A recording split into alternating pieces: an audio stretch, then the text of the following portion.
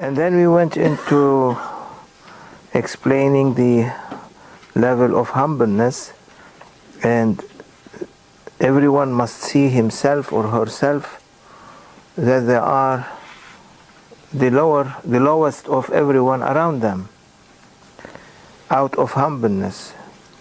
Arrogance will take the person to the level of Iblis.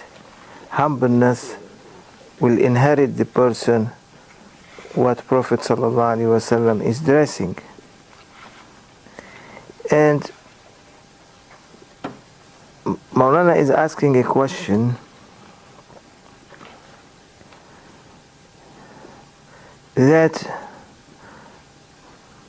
we must not look for the faults of others. If we are going to look at the faults of others, we are full of faults. And the Grand Sheikh explained that by a simple example. He said that there is two people, two neighbors, and one neighbor has a nice garden and the other neighbor has a nice garden. And that one has lot of sheep and that one has lot of sheep, together with trees, with everything. And one of them is looking at the neighbors, at his neighbor, and saying, "Oh," to people, "look how many black flies are in his garden. Too many. They are everywhere. And he has to clean his garden from these fleas, and he is not looking and turning his face toward his garden, where all kind of hyenas are eating his sheep. His whole flocks is being taken away, is being eaten. He's looking on his neighbor and try to find faults in the garden, in the neighbor garden." So he said that people in general, they look at others only. They don't look at themselves. Everyone try to bring up or expose the faults of the other. Instead, Allah said one of His beautiful names and attributes is As-Sattar, the one who veils His servants from sins in the Day of Judgment. So our duty is not to look at the faults of everyone, but let us look at our faults.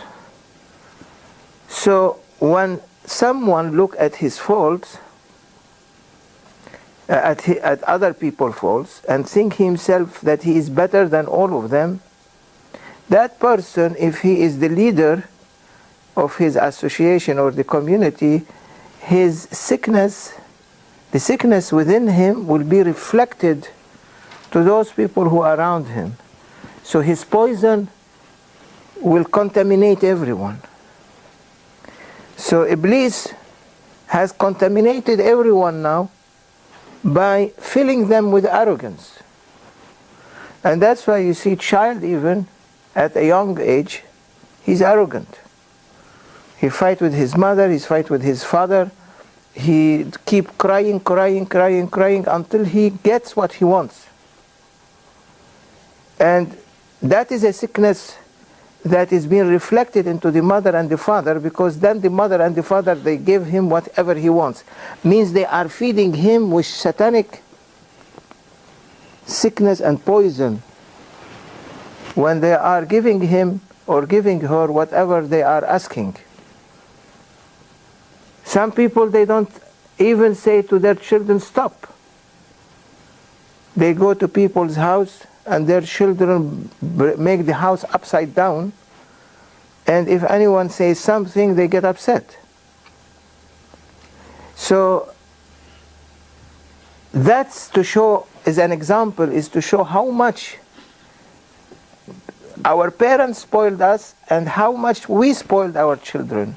And our children will become parents, they are going to spoil their children. So it is a reflection, negative energy that is moving from shaitan to everyone.